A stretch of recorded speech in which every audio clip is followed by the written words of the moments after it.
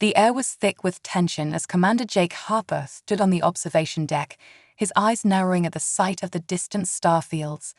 Somewhere out there, beyond the veil of light and darkness, the Roskill were coming. The Coalition had been complacent for too long, and now it was too late to prepare. The Coalition's high command had ignored the humans' warnings, too focused on their own advanced technology to believe that a seemingly primitive race like the Roskill could be a threat. But Harper knew better. He had seen the signs, the subtle shifts in enemy movements, and the unrelenting advance of the Roskill on the outer colonies. "Commander Harper, we're ready to deploy," his lieutenant, Carla Voss, said from behind him. Harper turned, his face grim but determined. "Good. Make sure the men are prepared. We're not dealing with a traditional enemy here.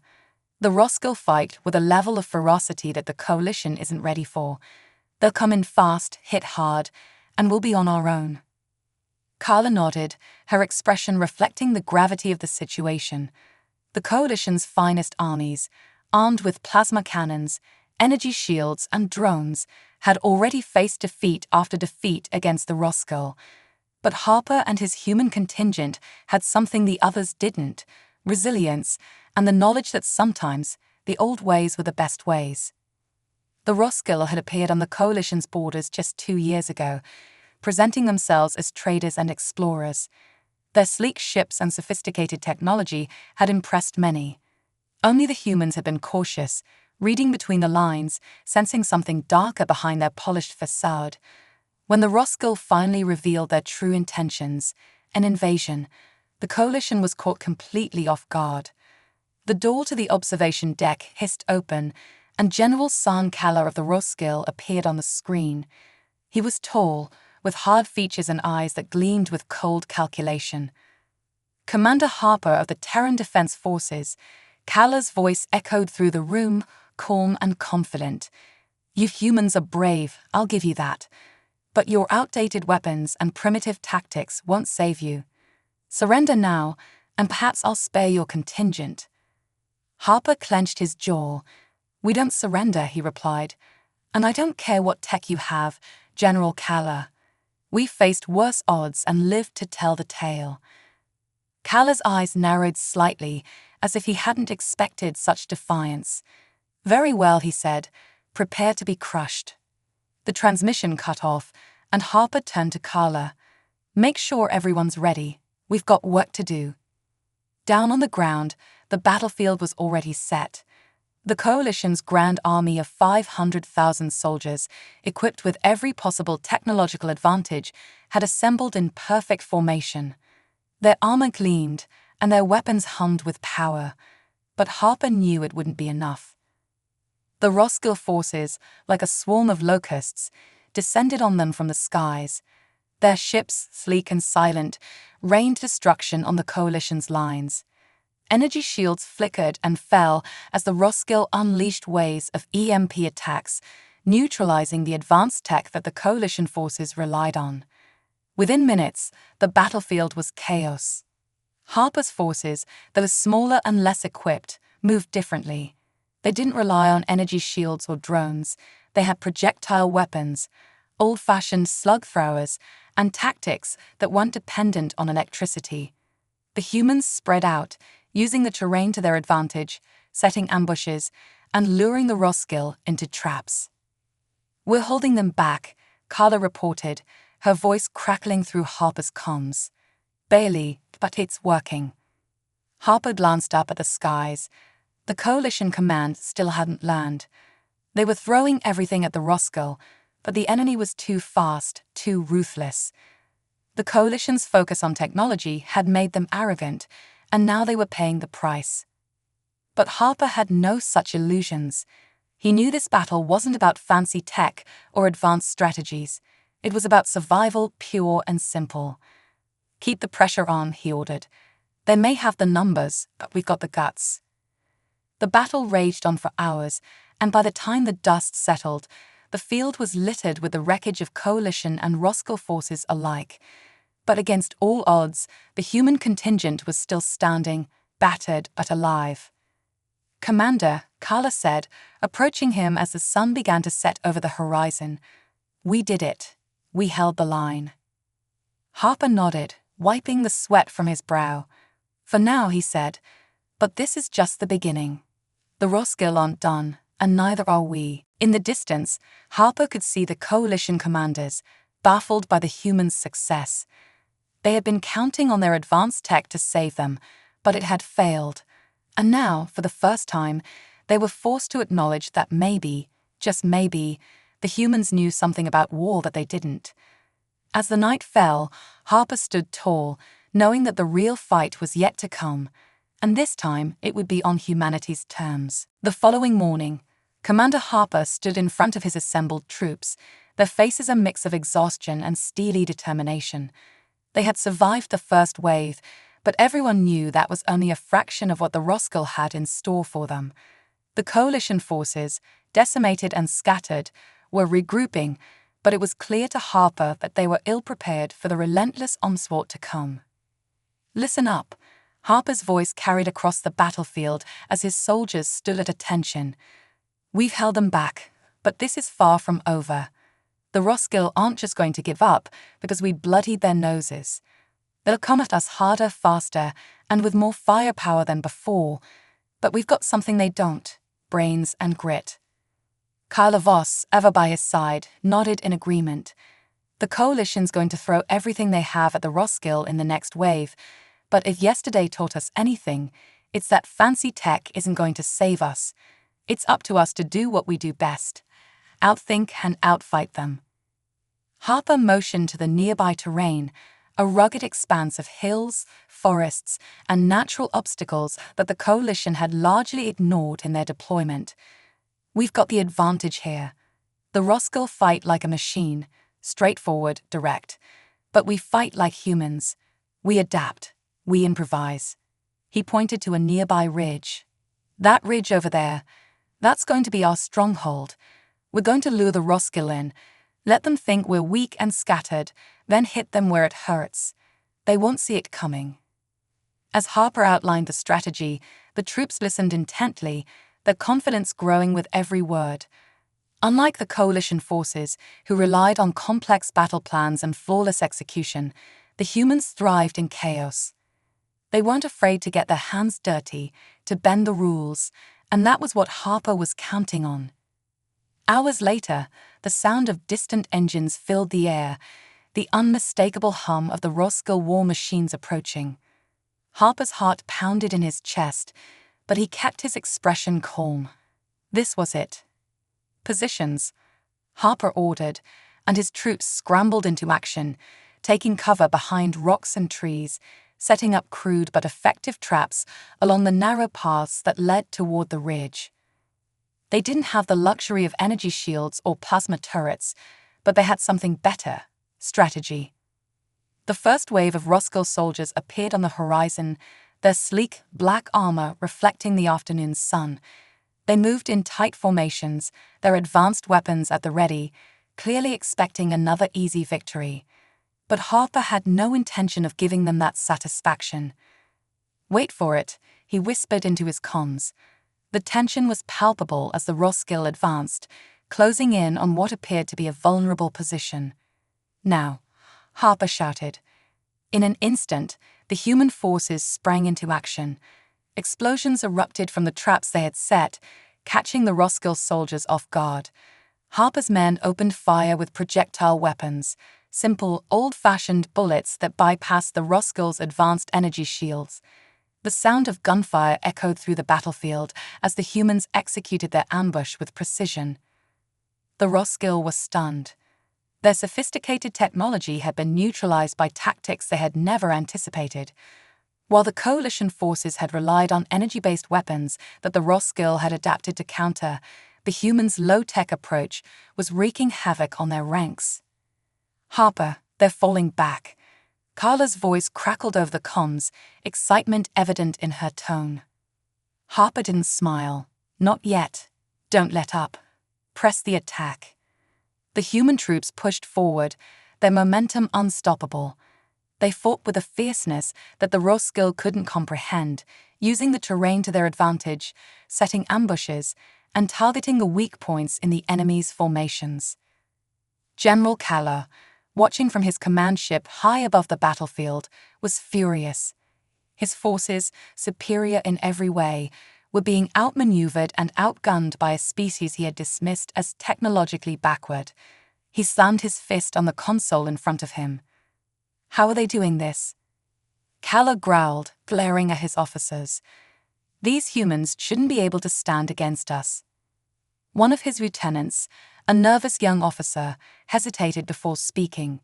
Sir, the humans, they're not fighting like the others. They're using tactics we've never seen before. Kala's eyes narrowed. Tactics? What tactics? They're using projectile weapons, sir. Bullets.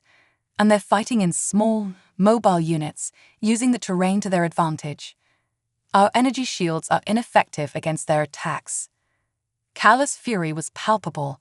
Primitive weapons. This is absurd. They cannot defeat us with bullets. But as the battle below raged on, it became clear that the humans weren't just surviving, they were winning. The Roskill were being forced back, their formations breaking apart under the relentless human assault. Harper, watching the chaos unfold, knew that this was just the beginning. The Roskill were formidable, but they weren't invincible. And now, with the element of surprise on their side, the humans had shown that they were more than capable of holding their own. As night fell over the battlefield, Harper's troops regrouped, their morale higher than ever.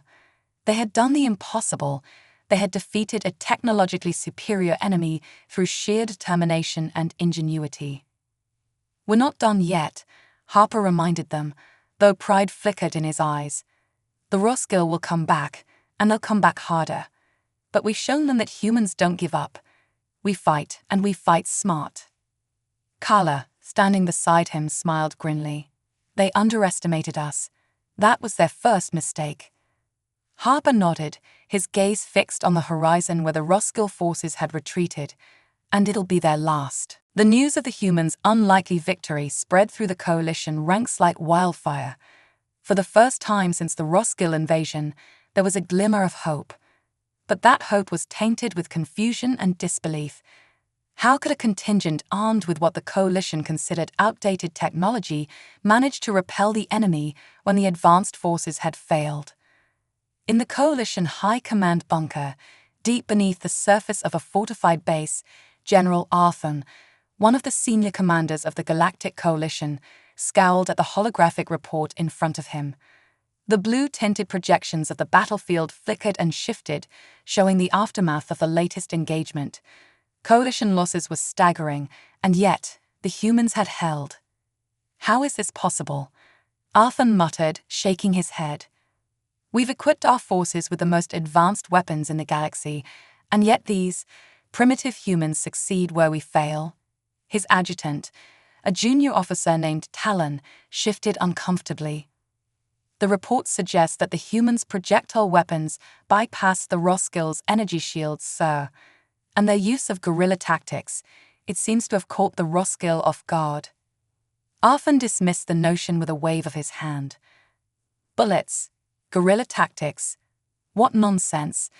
This is the age of energy weapons, drone warfare, and artificial intelligence. Are we truly expected to believe that these low-tech humans, with their outdated equipment, are the key to defeating the Roskill? Talon hesitated before responding. It's not just their weapons, sir. It's their adaptability. The humans seem to thrive in chaotic conditions. They're not bound by the rigid structures that our forces rely on. Arthur's face twisted in frustration. Adaptability, chaos. We don't win wars with chaos, Lieutenant. We win them with superior firepower and flawless strategy. But deep down, Arthur knew that something wasn't adding up. The Coalition's high-tech approach had been tested and found wanting. They had relied on their advanced energy weapons, sophisticated drones, and impenetrable shields, all of which the Roskill had neutralized with terrifying efficiency. And now the Coalition's forces were crumbling. Meanwhile, in the human camp, the mood was cautiously optimistic. Harper's troops had earned a hard-fought victory, but they knew that it had come at a cost. Supplies were running low, and many of their weapons had been damaged in the battle. Still, Harper's mind raced with possibilities. They had proven that the Roskilde weren't invincible, but the next wave would undoubtedly be more difficult. As Harper and Carla Voss reviewed the battlefield, a message came in from Coalition High Command. Harper's brows furrowed as he read the communication.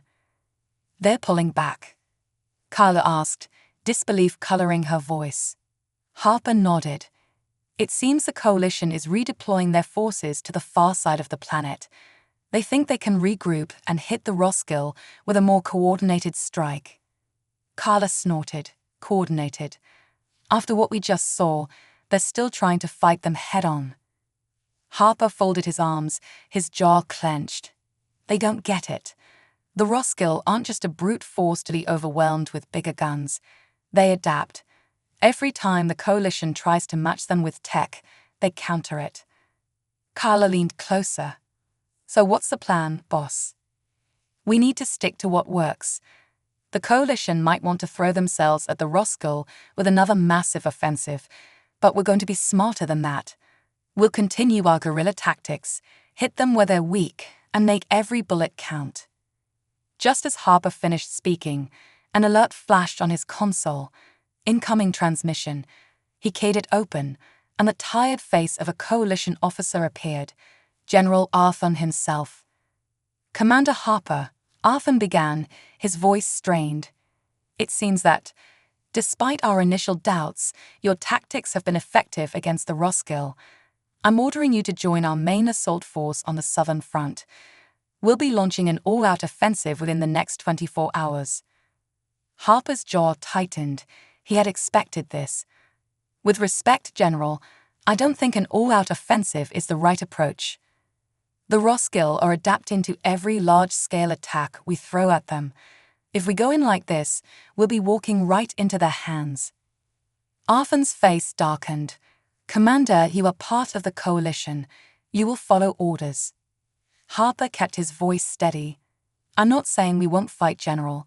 I'm saying we need to be smarter. We've seen firsthand that small, flexible units are the way to go. Give me my contingent, and we'll hit the Roskilde from the flanks, disrupt their supply lines, take out their command structure. Let the main force engage them, but don't expect us to fight like your parade ground soldiers." There was a long pause. Arthur's expression was unreadable, but Harper could see the frustration in the man's eyes. Finally, Arthur spoke. "Fine," he said through gritted teeth. "Do what you will, Harper. But when the real fighting starts, don't expect the coalition to come to your rescue."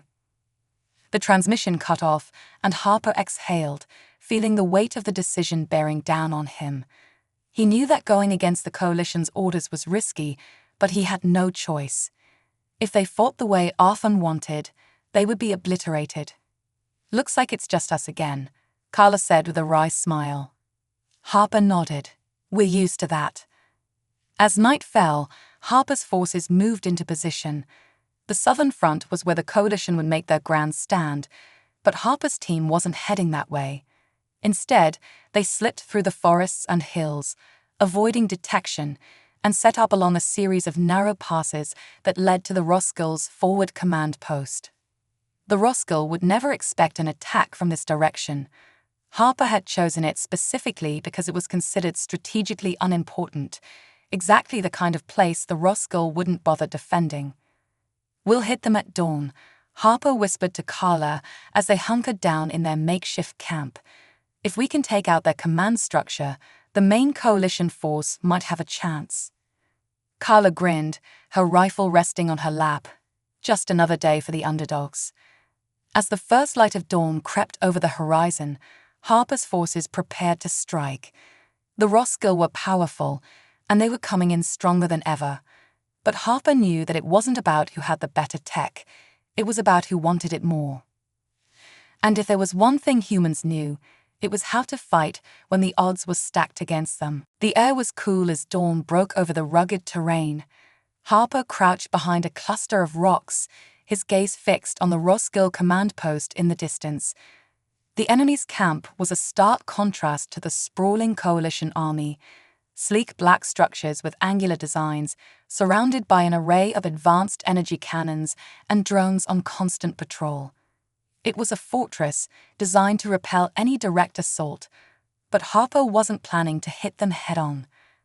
Carla Voss, crouched beside him, was scanning the area with a pair of binoculars.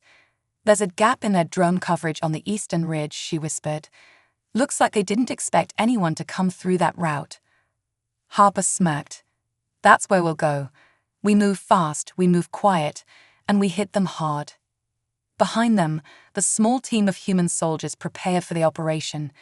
They weren't the most well-equipped, no powered armor or energy shields, but they had something far more valuable: determination and adaptability. Harper had handpicked these men and women, each one capable of thinking on their feet and using whatever they could find to their advantage. They had fought the Roskilde twice already, and each time they had managed to inflict devastating damage with their low-tech, unorthodox methods. Harper tapped his earpiece, signaling the beginning of the operation. Everyone in position. A chorus of affirmatives echoed through the comms. His team was ready. The coalition forces were preparing their large-scale assault far to the south, as ordered by General Arthur, but Harper's unit had no intention of being part of that frontal engagement. Instead, they were going to disrupt the Roskilde's command structure, cutting the head off the serpent, while the rest of the coalition distracted the bulk of the enemy forces. "We move out now," Harper ordered. "Keep it quiet until we're inside the perimeter." The team moved with the precision of seasoned soldiers, slipping through the underbrush and making their way up the eastern ridge. The gap in the drone patrols was just wide enough for them to pass undetected, as Harper had predicted. The Roskilde had left it vulnerable, thinking no one would dare approach from such a difficult angle. Harper grinned inwardly. This was exactly the kind of mistake that humans thrived on. As they reached the perimeter of the Roskilde command post, Carla signaled for the team to halt. They were just out of range of the enemy's energy cannons and sensors, and Harper took a moment to observe the layout of the camp. The Roskilde commanders would be in the central structure, heavily guarded, but Harper wasn't planning on going in guns blazing. He had a different plan. "Sabotage the generators first," Harper whispered. "That'll cut their power and create confusion. After that, we'll take out the command center." Carla nodded, already moving toward the small outcropping of generators positioned on the outskirts of the camp. They were shielded by a simple energy barrier, something that would have stumped most advanced coalition forces, but not Harper's team. The humans had been practicing this kind of sabotage for years, and they had the perfect tools for it: low-tech, EMP-resistant explosives that could bypass the Roskilde's fancy defenses. Carla and two other soldiers quickly rigged the generators with charges. The timing had to be perfect. Once the power went down, they would only have a few minutes to strike before the Roskilde reorganized. "All set," Carla reported. "Do it," Harper ordered. The explosions were small, precise, and deadly. The moment the generators went down, the lights across the camp flickered and dimmed. Alarms blared as the Roskilde scrambled to understand what had happened. Harper didn't give them a chance to regroup. He and his team surged forward, rushing through the gap in the defenses while the enemy was still reeling. The first wave of Roskilde soldiers they encountered was caught completely off guard. Harper's team opened fire with their projectile weapons, the sharp cracks of gunfire cutting through the confusion. The Roskilde, armed with energy shields and plasma rifles, were ill-prepared for such a primitive but effective assault. Bullets tore through their ranks, bypassing their shields and leaving them vulnerable. Harper pushed forward, his rifle barking as he took down two more Roskilde soldiers with precise shots. His team followed suit, moving in tight formation, picking off the disoriented enemies as they advanced toward the command center. Inside the central structure, General Callor watched the chaos unfold on his tactical screens. His usually calm demeanor was replaced by a scowl of frustration. "What is happening out there? How are they inside the perimeter?" A subordinate rushed to his side, fear in his eyes. "Sir, it's the humans. They've breached the eastern defenses. Our energy systems are offline. Our shields are down." Kala's hands clenched into fists. Humans. It had to be them. They were the only ones capable of such unpredictable tactics. Despite his initial contempt for their primitive methods, Kala had come to respect the humans' ability to adapt. But now they were threatening his command post, and that was unacceptable. "Deploy all available troops to defend the command center," Kala barked. "Crush them." Harper, meanwhile, was already moving inside the command post with his team. They had reached the outer wall of the central structure, using explosives to breach the doors. The Roscoe soldiers inside, caught off guard by the sudden attack, scrambled to mount a defense, but Harper's team moved too quickly, cutting them down with well-placed shots. "We're almost there," Kala said, covering Harper as he led the way through the corridors of the command center. The final confrontation came swiftly. As Harper's team burst into the command chamber, General Kala stood waiting, flanked by his elite guard. The Roscoe general glared at the humans, his eyes burning with contempt. "You think you can win this war with your primitive weapons?" Kala growled, drawing a sleek energy sword. "You are nothing but a nuisance." Harper leveled his rifle at the general. "We've done more than just survive, Kala. We've beaten you at your own game." Kala lunged, his sword flashing through the air, but Harper was faster. He sidestepped the strike and fired a single shot, the bullet piercing Kala's armor and sending him crashing to the ground. The elite guard rushed forward, but Harper's team cut them down in a matter of seconds. The command center was theirs. As Kala lay dying on the floor, he looked up at Harper, disbelief in his eyes. How did you?" Harper knelt beside him. "It's simple. You think war is all about who has the better tech, but it's not. It's about who's willing to fight, no matter the odds. And humans, we don't quit." With Kala's death, the Roscoe command structure crumbled. Harper's team had struck a critical blow, one that would turn the tide of the war. As the rest of the Roscoe forces began to fall into disarray, Harper knew that the real battle was far from over. But for now they had won. Kala stood beside him, surveying the aftermath. "What now, Commander?" Harper smiled grimly. "Now we make sure the coalition knows we're not just some low-tech underdogs. We're the reason they'll win this war." The coalition's high command was in a frenzy. Reports flooded in from every front. The Roscoe were retreating, their forces in disarray after the humans' daring assault on the command center. What had been a desperate situation just hours before had now turned into an unexpected turning point in the war. And it was all because of the humans, those underestimated, primitive underdogs. Commander Harper stood on the ridge overlooking the battlefield, watching as the last remnants of the Roscoe forces scrambled to regroup. The coalition's grand offensive was still in full swing, but it was Harper's small tactical strike that had broken the enemy's back. He knew, however, that victory was far from certain. Carla Voss approached him, her expression a mix of exhaustion and exhilaration. "The Roscoe are pulling back to their last stronghold, Commander. Looks like you hit them harder than they expected." Harper nodded, but his face remained serious. "They're not done yet. This retreat is tactical. They're pulling us into a final confrontation, and it's going to be brutal." Carla frowned. "You think they're planning something big?" "I know they are," Harper said grimly. "Kala may be dead, but the Roscoe aren't the type to give up after a single defeat. Their pride won't let them.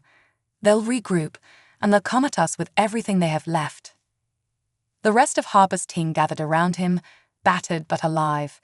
They had lost some good people in the fight for the command center, and the toll of the war weighed heavily on all of them.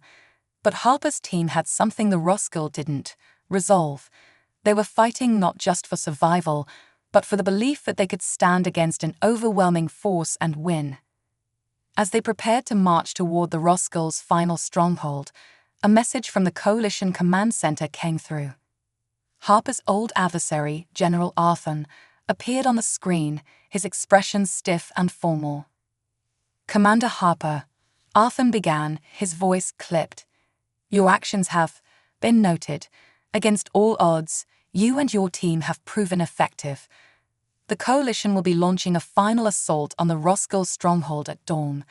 You are ordered to join the main force and contribute to the final push." Harper kept his expression neutral, but he could sense Arthur's discomfort at acknowledging his success. "General, with all due respect, the Coalition's forces have been relying on brute force. The Roskilde are expecting that. If we charge in like you're planning, we'll walk into a slaughter." Arthur's eyes narrowed. "The decision has been made, Commander. You will follow orders." Harper leaned forward, his voice steady but firm.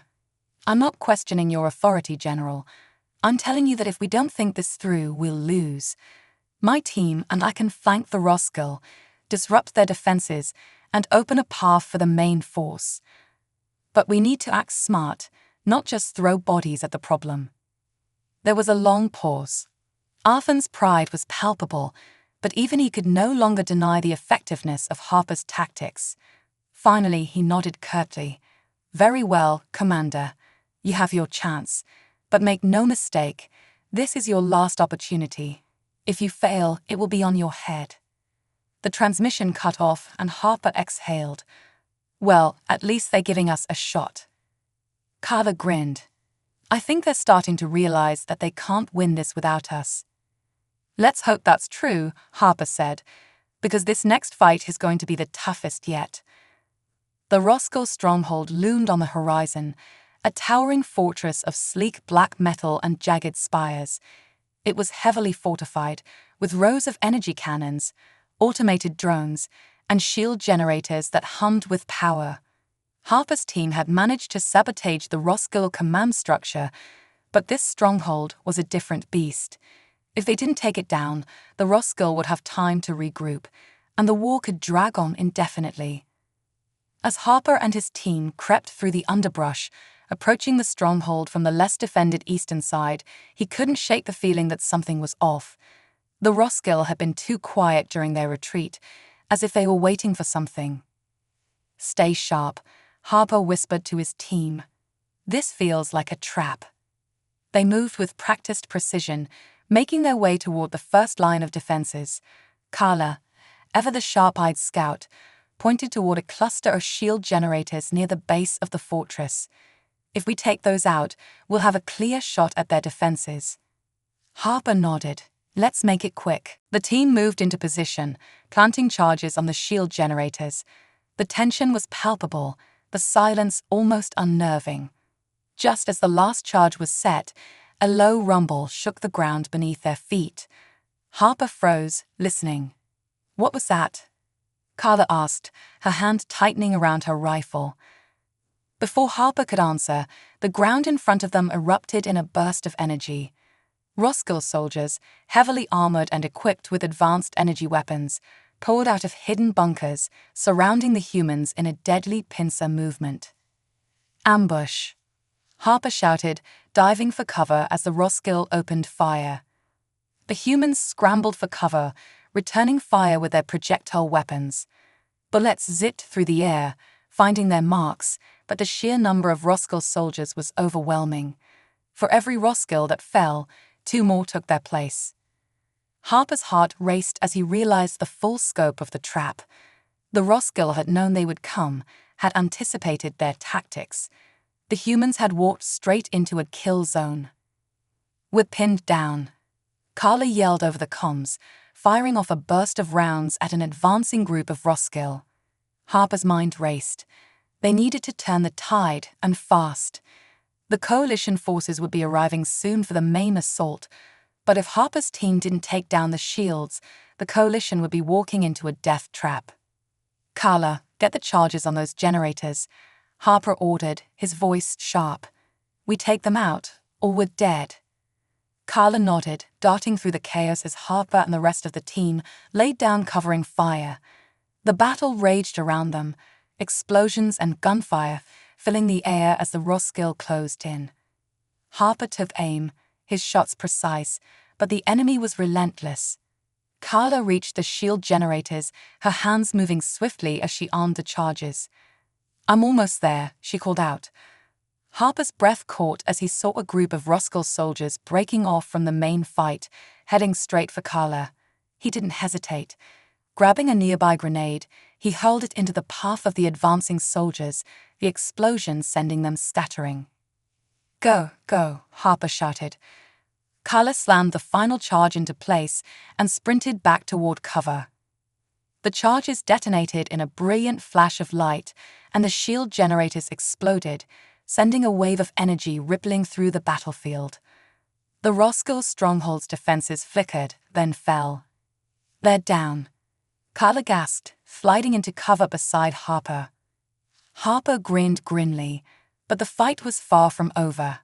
The Roscoe, realizing their shields were gone, began to push forward with even more ferocity. The battle was reaching its climax, and Harper knew that if they didn't finish this now, the entire coalition assault could fail. "Hold the line," Harper shouted to his team. "This is it." As the coalition forces began their final push from the southern front, Harper's team fought tooth and nail to keep the Roscoe from regaining control. The battle had become a brutal test of endurance, but Harper's team was determined. They had come too far to fail now. With a final surge of effort, the humans overwhelmed the Roscoe's last defenses. The coalition forces arrived in time to mop up the remnants, but it was Harper's team who had broken the stronghold. The Roscoe, their leadership shattered and their forces in disarray, were finished. Harper stood among the wreckage, breathing heavily but victorious. The coalition had won, and it was the humans, once considered the weakest link in the galaxy, who had delivered the final blow. Carla clapped Harper on the shoulder, a tired smile on her face. "We did it, Commander." Harper nodded, his expression thoughtful. "Yeah, we did." But even as they celebrated their victory, Harper knew that this was just the beginning. Humanity had proven its worth, and the galaxy would never underestimate them again. The sun was setting over the battlefield, casting long shadows across the smoldering wreckage of the Roscoe stronghold. The air was thick with the smell of burned metal and ozone, but amid the destruction, there was an unmistakable sense of triumph. For the first time in what felt like an eternity, the tide of the war had turned in favor of the Galactic Coalition, and it was because of the humans. Harper stood at the edge of the battlefield, his rifle slung across his back as he looked out over the remnants of the fight. Coalition soldiers moved across the field, securing the area and tending to the wounded. The Roscoe forces had been decimated, their remaining soldiers either captured or fleeing into the wilderness. It was a complete and total victory, one that had come at a high cost but had been hard-won. "Commander Harper," a voice called from behind him. Harper turned to see General Arthon approaching, flanked by a handful of senior coalition officers. The general's face was tight, his lips pressed into a thin line, but there was a grudging respect in his eyes that hadn't been there before. "General," Harper acknowledged with a nod. Arthon stopped in front of him, his gaze sweeping across the battlefield before settling back on Harper. "I must admit, Commander, I did not expect this outcome." His tone was stiff, formal, but Harper could hear the underlying shift in attitude. "Your tactics, your entire approach, was unorthodox, but it worked. You and your team have delivered us a victory that many believed was impossible." Harper didn't respond right away. He wasn't one for grand speeches, and he certainly wasn't the type to gloat. Instead, he simply nodded. "We did what we had to do, General. The Roscoe were too focused on their technology, their strength. They underestimated what humans could do and pushed to the edge." Arthon's jaw tightened, and for a moment, Harper thought the general might bristle at the comment. But then, to his surprise, Arthon extended his hand. "You've earned the respect of the Coalition, Commander. You and your people. We couldn't have done this without you." Harper hesitated for just a moment before taking Arthon's hand. The general's grip was firm, and in that moment, something shifted between them. No longer was Harper just a commander of a low-tech human contingent, ignored and sidelined by the Coalition's leadership. Now, he was a proven leader, someone who had shown that strength wasn't just measured by the sophistication of your weapons, but by the determination of your people. Behind him, Karl Voss and the rest of his team were gathering, their faces a mix of exhaustion and pride. They had fought tooth and nail for this victory, and though they had lost some of their own along the way, they had never wavered. They had shown the galaxy what humans were capable of.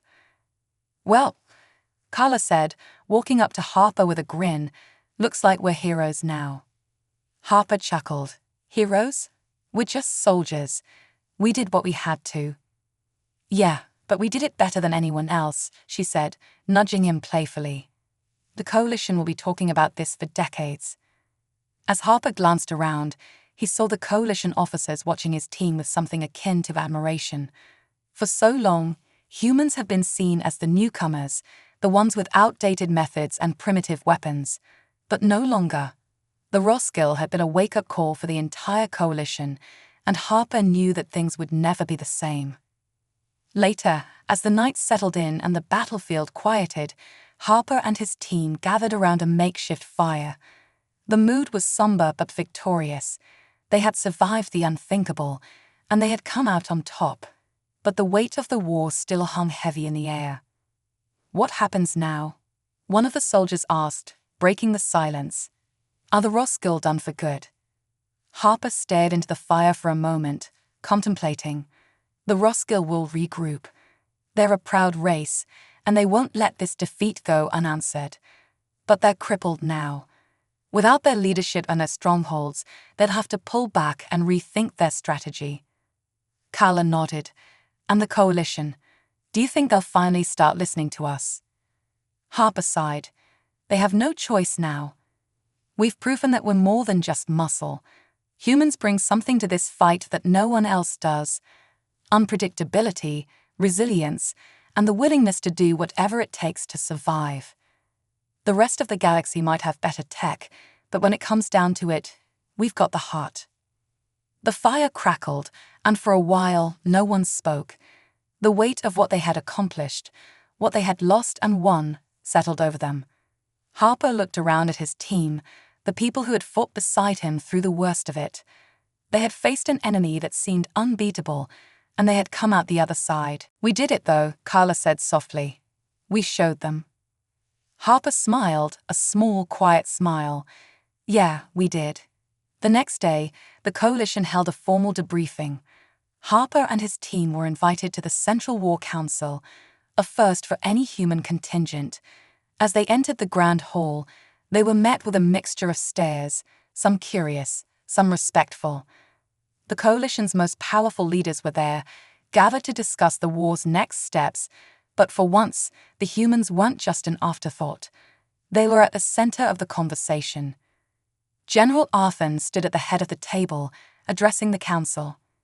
"Thanks to the efforts of Commander Harper and his team, we have dealt the Roskill a devastating blow. The Coalition owes them a great debt." Harper, sitting quietly beside his team, felt a surge of pride. But he also knew that this was just the beginning. The galaxy was vast, and there would always be new challenges. But now, humanity had proven itself. They had shown that they were more than just the low-tech underdogs. They were a force to be reckoned with. As the meeting adjourned, Harper and his team stepped out into the sunlight, the weight of the war lifting, if only for a moment. The future was uncertain, but one thing was clear: humanity had earned its place in the stars. Carla turned to Harper, her expression thoughtful. "So, what's next for us, Commander?" Harper looked out over the horizon, the vast expanse of space beyond beckoning. "We keep fighting. For humanity. For the Coalition. For everyone who believes in something worth defending." And with that, they walked toward their next mission, knowing that whatever came next, they were ready. Because in the end, it wasn't the technology that won the war, it was the people. And humans, they were just getting started.